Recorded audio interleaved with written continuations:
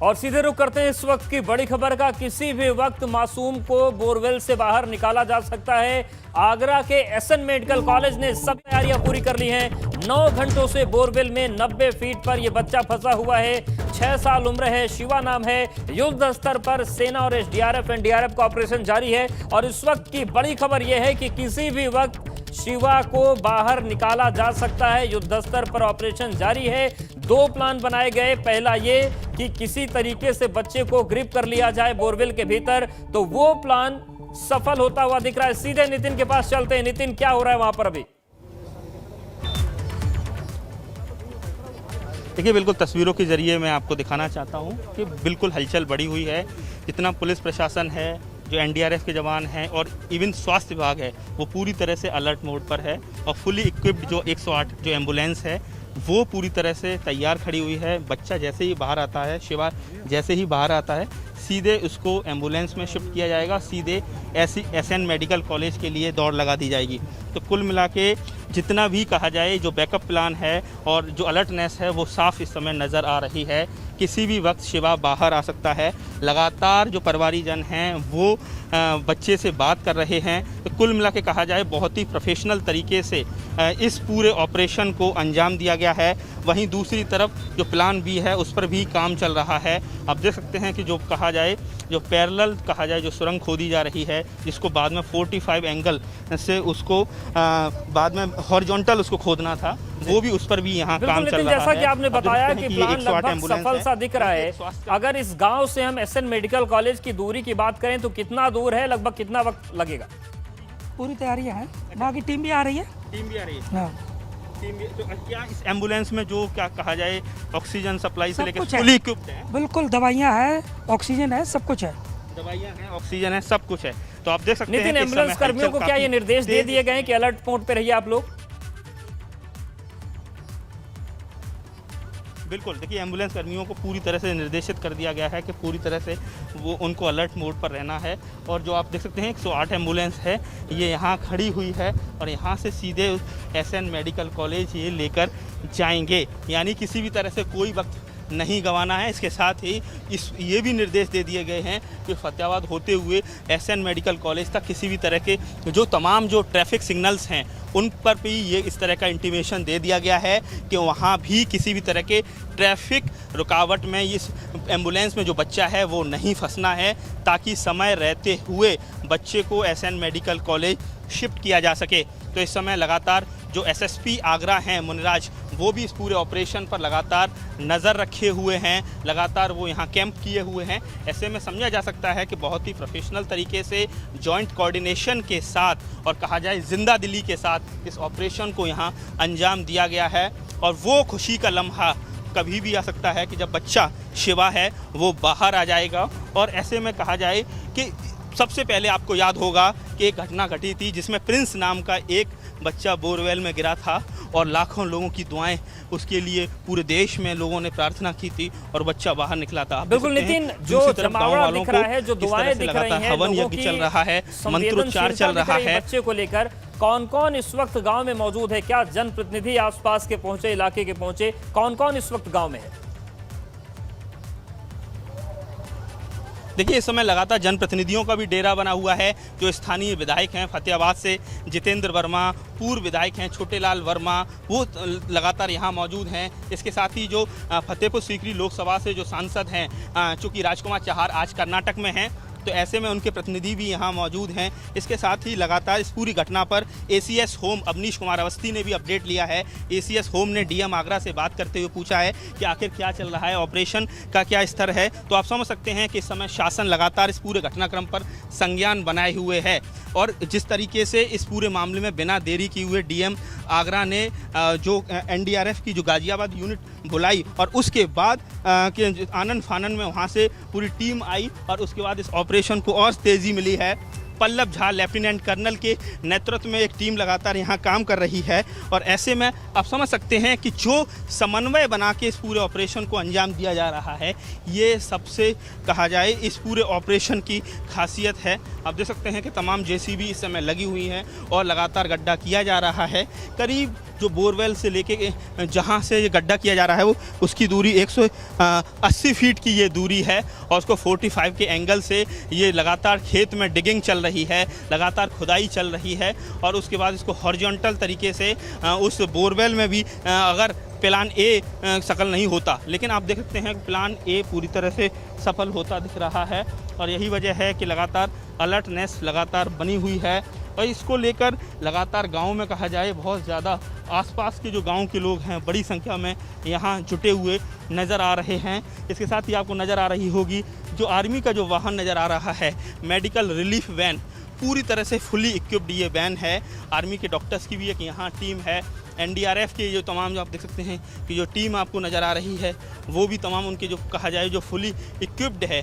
तो आप समझ सकते हैं बिल्कुल तैयारियां पूरी है। नितिन, जैसा कि आपने के बताया बाद कि कई सारी ऐसी घटनाएं हुई, इस गांव से लेकर एसएन मेडिकल कॉलेज तक सब कुछ अलर्ट है। ट्रैफिक कोई नहीं आएगा, एक तरीके से ग्रीन कॉरिडोर बनेगा। एसएन मेडिकल कॉलेज तैयारी कर ली है। लगभग कितना वक्त लगता है यहां से एसएन मेडिकल कॉलेज पहुंचने में? देखिए, अगर बात की जाए जो घटना स्थल है, जो रामपुर ग्राम पंचायत का धरियाई गांव से लेकर एसएन मेडिकल कॉलेज 30 से 35 किलोमीटर की ये दूरी है। और ऐसे में अगर ट्रैफिक रहता है तो एक बहुत बड़ा चैलेंज है। इसलिए ये स्पष्ट निर्देशित कर दिया गया है कि ग्रीन कॉरिडोर बनाया जाएगा ताकि यहाँ से लेके एसएन मेडिकल कॉलेज तक किसी भी तरह की कोई भी ट्रैफिक जाम में जिस एम्बुलेंस में जा रहा है उसको फंसना नहीं पड़े। आप देख सकते हैं कि डॉक्टर्स की जो टीम है, स्टेथोस्कोप लगा के तमाम डॉक्टर्स आपको नज़र आ रहे हैं। डॉक्टर्स की ये टीम है पूरी तरह से यहाँ अलर्ट मोड पर है। किसी भी तरह का कोई भी रिस्क फैक्टर नहीं लेना है, किसी भी तरह की कोई लापरवाही नहीं बरतनी है। इसलिए अलग अलग टीम अपने अपने तरीके से लगातार काम कर रही हैं। और ऐसे में एम्बुलेंस भी आपको एक एम्बुलेंस के साथ साथ दूसरी एम्बुलेंस भी यहाँ नज़र आ रही है। तो एक एम्बुलेंस पूरी तरह से बैकअप में ये एम्बुलेंस है। इसके साथ ही आपको तमाम जो आर्मी के जो वाहन नज़र आ रहे हैं, एनडीआरएफ के तमाम जो वाहन नज़र आ रहे हैं, ये समझा जा सकता है कि पूरी तरह से यहाँ किस तरीके से बड़े स्तर पर तैयारियाँ की गई हैं। रिस्क फैक्टर कम से कम हो, कि लापरवाही कम से कम हो, इसके लिए तमाम तरह के यहाँ जो प्रयास हैं वो चल रहे हैं। और सबकी निगाहें जो इस तरफ मेरे दाईं तरफ लगी हुई हैं कि कब वो हलचल हो, कब गोद में बच्चे को बाहर निकाल के इस एम्बुलेंस में शिफ्ट किया जाए और फिर बच्चे को यहाँ से लेकर रवाना किया जाए। कुल मिला के अच्छी बात यह है, राहत की बात यह है कि लगातार बच्चा रिस्पॉन्स कर रहा है, बच्चा लगातार परिवारीजनों से बात कर रहा है। ये सबसे बड़ी राहत की बात है। लगातार चूँकि नीचे 95 से 100 फीट की गहराई पर बच्चा इस समय अटका हुआ है और ऐसे में लगातार रोने की भी आवाज़ हमने सुनी जब हम वीडियो कैमरे में देख रहे थे। लेकिन जो रिस्पांस है बच्चे का वो लगातार बना हुआ है। और एक स्ट्रेटजी ये भी है कि जो रिस्पांस है वो लगातार बना रहना चाहिए, बच्चे को नींद नहीं आए, घबराहट ना हो और ये सारी चीज़ें हो।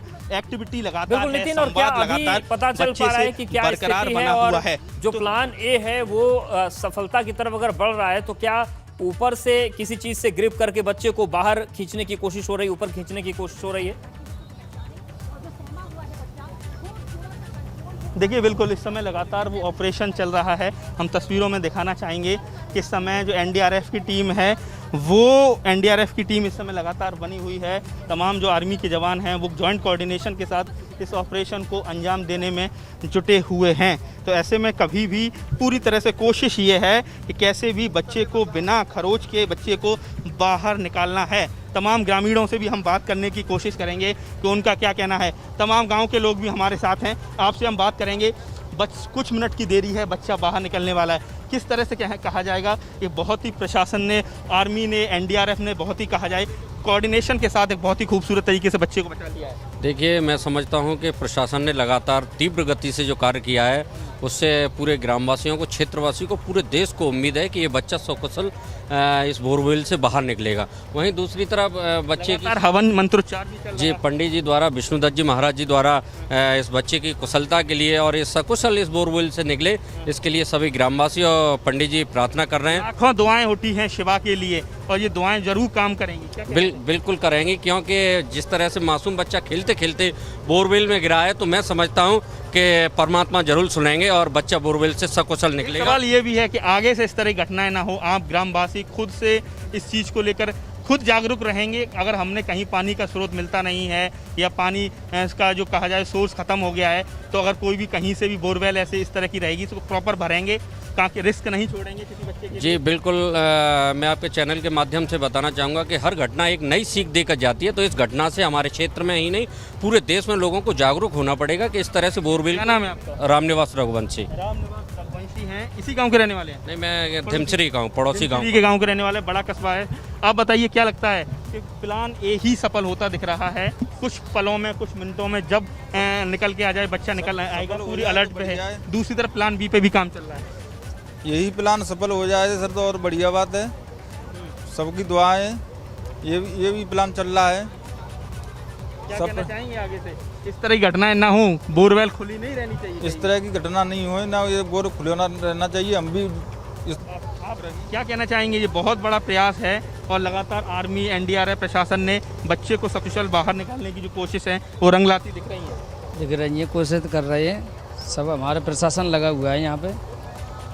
बच्चा सेवा सुरक्षित बाहर निकलेगा, सेवा सुरक्षित बाहर निकलेगा बच्चा। तो आप समझ सकते हैं कि इस समय लगातार ग्रामीणों में कहा जाए उत्सुकता का लेवल है वो बढ़ा हुआ है। लगातार बच्चा सुरक्षित बाहर निकलेगा। आप देख सकते हैं कि बड़ी संख्या में इस समय ग्रामीणों का जमावड़ा लगा हुआ है।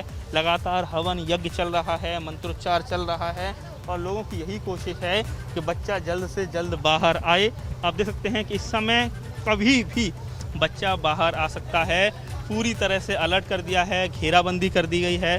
पुलिस ने पूरी तरह से कॉरिडोर को अपने हाथ में ले लिया है ताकि किसी भी तरह से एक पल भी बिना गंवाए हुए बच्चे को बाहर निकाला जाए। आप देख सकते हैं कि जो घर आपको नज़र आ रहा है, धुआं उठता नज़र आ रहा है, ये छोटे लाल का ही घर है और इस समय यहाँ इसमें हवन चल रहा है।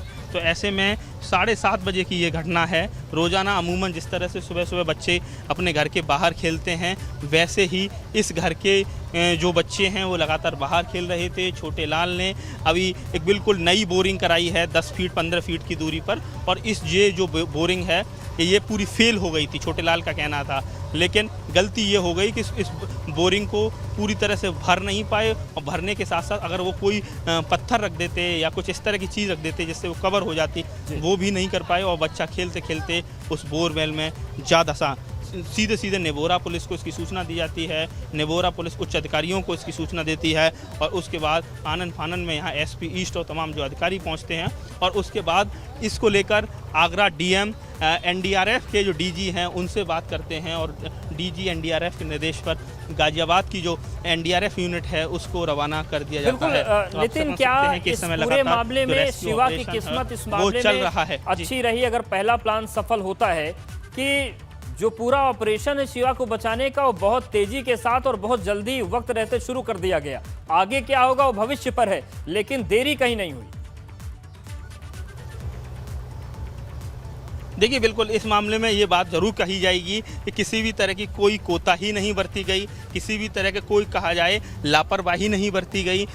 बहुत ही आनन फानन में आर्मी की टीम यहाँ डेरा डाल लेती है और जो पल्लव झा जो यहाँ के जो लेफ्टिनेंट कर्नल हैं वो अपनी टीम के साथ यहाँ पहुँच जाते हैं और उसके बाद वो लगातार यहाँ प्लान ए और प्लान बी पर काम करना शुरू कर देते हैं और करीब 12 से 1 बजे के करीब जो एनडीआरएफ की टीम है वो भी यहाँ पहुँच जाती है। एसडीआरएफ पहले से ही पहुँची हुई होती है। तो ऐसे में जो देरी की बात की जाए वो नहीं होती है, समय ज़ाया नहीं होता है, बर्बाद नहीं होता है और वो उससे कहीं ना कहीं राहत ये रहती है कि कहीं ना कहीं बच्चे की जो ज़िंदगी है, उसकी जो एक्टिविटी है, उसकी जो सांस है, कहा जाए उसका जो कॉन्फिडेंस लेवल है, लगातार परिवार से जो संवाद है वो सतत बना रहता है और ये बहुत ज़्यादा ज़रूरी है। देखिए छोटा बच्चा है, मासूम बच्चा है और घर में अमूमन जैसे आप देखते हैं कि अगर बच्चा कोई अकेला होता है तुरंत रोने लगता है, तुरंत कहीं ना कहीं वो अपने माँ बाप को ढूंढने लगता है। ऐसे में 3.5-4 साल का बच्चे भी लगातार घबराया हुआ है एक गुप्त अंधेरे में, जहाँ वो ना घूम सकता है ना फिर सकता है और ऐसे अदृश्य दुनिया में इस समय वो वहाँ मौजूद है। और अगर उससे कोई भी व्यक्ति अगर उसको आँखों से दिखाई नहीं दे रहा है लेकिन कानों में उसकी आवाज़ पहुँच रही है, कोई उसको शिवा कह के बुला रहा है या कोई बेटा कह के बुला रहा है, तो आप समझ सकते हैं वो कहीं ना कहीं उन शब्दों को कैच कर रहा है। मतलब यानी कि नितिन ये भी कहा जा सकता है कि जिस तरीके से तैयारियां प्रशासन की तरफ से चल रही हैं, सेना की तरफ से, एनडीआरएफ की तरफ से, ये बच्चा भी बहुत बहादुर है। 9 घंटे से बोरवेल के भीतर है लेकिन वो पूरा रिस्पॉन्ड कर रहा है, क्योंकि अगर थोड़ा भी वो डर जाता, सहम जाता तो शायद ये रिस्पॉन्स नहीं दे पाता, जैसा कि तमाम ऐसी घटनाओं में हो जाया करता है। देखिए बिल्कुल ये सबसे बड़ी बात है, शिवा बहुत ही बहादुर बच्चा है क्योंकि 9 घंटे हो चुके हैं लेकिन बच्चे ने हौसला रखा हुआ है और यही वजह है कि उसका ये हौसला ही उसकी ज़िंदगी को अभी तक बचाए हुए है। क्योंकि हमें अभी तक ये सूचना लगातार मिल रही है कि जहाँ से लगातार कैमरा डालकर, जो वॉइस कैमरा डाल के लगातार जो आर्मी और एनडीआरएफ की जो टीम लगी हुई है, लगातार परिवारीजन उससे बात कर रहे हैं, वो रिस्पॉन्स कर रहा है, खाना उसको भेजा गया, पानी भी उसको भेजा गया है, वो सारी चीज़ें उस तक पहुंची हैं। तो आप समझ सकते हैं कि ये बच्चा बहादुरी है, तभी वो इस तरह से एक गुप्त अंधेरी दुनिया में इस समय करीब 90 से 95 100 फीट की दूरी पर इस समय वो मौजूद है और वहाँ वो लगातार वो रिस्पॉन्स कर रहा है, उसमें घबराहट नहीं है, वो डरा नहीं है। तो आप समझ सकते हैं कि ये शिवा है, उस शिवा की बहादुरी है कि भले ही कहीं न कहीं नादानी में कहा जाए, समझ नहीं पाया, चीज़ों को एंटिसिपेट नहीं कर पाया कि ये छोटा सा गड्ढा नहीं है, ये गड्ढा जानलेवा साबित हो सकता है, लेकिन उसका जो हौसला है, उसका जो कॉन्फिडेंस लेवल है वो लगातार बढ़ा हुआ है। और यही वजह है कि लगातार परिवार से जो उसका संवाद बना हुआ है, लगातार उसके पिता, उसके भाई लगातार उससे बात कर रहे हैं, तो वो पूरी तरह से रिस्पॉन्ड करता हुआ दिख रहा है। ये सबसे बड़ी बात है क्योंकि अगर 100 फीट की गहराई पर जहां आप समझ सकते हैं गुप्त अंधेरा है, जहां किसी भी तरह से वो बात नहीं कर सकता, और ऐसे में 4 साल के बच्चे का ये हौसला ही कहा जाएगा कि वो इस तरीके से लगातार परिवार के लोगों को रिस्पॉन्ड कर रहा है। परिवार के लोग जब भी वॉइस कैमरे के ज़रिए उससे बात कर रहे हैं तो वो उस बातों को पहचान रहा है। और ऐसे में ये भी एक रणनीति का हिस्सा है कि अगर बच्चे से बात नहीं की जाती, हो सकता है कि बच्चा की घबराहट और ज़्यादा तेज़ हो जाती। ऑक्सीजन की जो क्राइसिस है वो लगातार पहले से बनी हुई है और ऐसे में लगातार ऑक्सीजन पहुंचाना, बिल्कुल। लेकिन एक सवाल नितिन और भी उठता है, बातों में लेकर कहीं ना कहीं उसका हौसला तो बढ़ाने आगे का बढ़ जो रहा प्रयास है, बड़े प्रोफेशनल तरीके से बढ़ रहा है और सब कुछ सही रहा तो प्लान ए सफल भी हो जाएगा। लेकिन अगर किसी तरह की कोई अड़चन आती है तो रात के अंधेरे में प्लान की रफ्तार कम ना हो, इसको लेकर क्या तैयारियां हैं? क्या इसके लिए पूरी टीम तैयार है? क्योंकि अक्सर इस तरीके के प्लान में जब रात होती है तब थोड़ी मुश्किलें आती हैं और प्लान धीमा पड़ जाता है, ऑपरेशन धीमा पड़ जाता है। देखिए, अगर मेरी पत्रकारीय कहा जाए, जो यात्रा में कई सारी घटनाएं इस तरह कवर करने को मिला है मुझे कि जब 24 से लेकर 36 घंटे तक हमने इस तरह के बोरवेल में गिरे हुए बच्चों की लगातार कवरेज की है और अनफॉर्चुनेट तरीके से कई बार बच्चों की जान भी नहीं बच पाई है, लेकिन यहाँ जो उम्मीद की किरण जगी है तो ऐसे में लग रहा है कि प्लान ए ही सफल हो जाएगा। अगर प्लान ए सफल नहीं होता, कोई अड़चन आती है, तब प्लान बी पर काम किया जाएगा। और ऐसे में आप देख सकते हैं कि लगातार जो जेसीबी मशीन है लगातार खुदाई कर रही हैं और अब जो 45 डिग्री सेल्सियस से कहा जाए, जो 45 डिग्री के जो एंगल से जो खुदाई चल रही है वो बाद में उसको हॉरिजॉन्टल उसकी डिगिंग होगी, लगातार उसको हॉरिजॉन्टल तरीके से उसकी खुदाई होगी और फिर प्लान बी पर काम किया जाएगा। आप कुछ ग्रामीण फिर से हैं, उनसे एक और बात कर लेते हैं। आप बताइए रघुवंशी जी, क्या लग रहा है कि ये ऐसी घटनाएं अमूमन नहीं होती हैं, लेकिन जब होती हैं तो बहुत ही ज़्यादा पीड़ादायक होती हैं, अंदर से झकझोर देती हैं। किसी भी माँ बाप के लिए बच्चे उनके सबसे ज़्यादा प्यारे होते हैं, लेकिन ये लापरवाहियाँ आखिर माँ बाप ही तो कर रहे हैं। छोटे लाल ने लापरवाही तो की। देखिए, कहीं ना कहीं लापरवाही तो हुई है, क्योंकि जब बच्चा 4 साल का मासूम बच्चा बोरवेल में गिरा है तो कहीं ना कहीं लोगों को जागरूकता लानी होगी कि इस तरह से बोरवेल को खाली नहीं छोड़ना चाहिए। आज इस घटना से देखिए पूरे हमारी भारतीय सेना, एनडीआरएफ और हमारे देश के चौथा स्तंभ कहे जाने वाले आप पत्रकार बंधु और भी यहाँ क्षेत्र के समस्त ग्रामवासी इस तरह से इकट्ठा हुए हैं और सभी लोग दुआ ही कर रहे हैं कि कैसे भी ये शिवा की जान बच जाए और इस बोरवेल दुआएं दवा से ज़्यादा कारगर होती हैं। कुछ और भी लोग हैं, आपसे हम बात करना चाहेंगे। एक मिनट आपसे बात करना चाहेंगे कि लगातार ये प्लान अब रंग ला रहा है। जो शिवा है, जो 4 साल का बच्चा है, जल्द ही निकल कर बाहर आ जाएगा। लेकिन आपको लगता है कि ये इस तरह की घटनाएं एक सबक भी देती हैं कि आप बिल्कुल बोरवेल को खुला नहीं छोड़िए? बिल्कुल, पहले भी ये काम हो चुके हैं काफी बार। ये तो सब प्रशासन की और इनकी वो थोड़ी सी वो सबक देती है, लेटलाली लेकिन ना रखें इस मामले में। बच्चे हैं, बच्चे खेलते हैं, हो जाती घर है हैं, आसपास, गलती मतलब एक बार कोई फिर से बच्चा आगरा में हुई है और शिवा की जान खतरे में। हालांकि जो अभी तक के संकेत मिल रहे हैं कि अच्छी खबर जल्द मिल सकती है। लगातार नजरें बनाए रखिएगा, हम भी इस बड़ी खबर पर बने हुए हैं। शिवा को बचाने की मुहिम जारी है। ब्रेक का वक्त है, फौरन हाजिर होते हैं।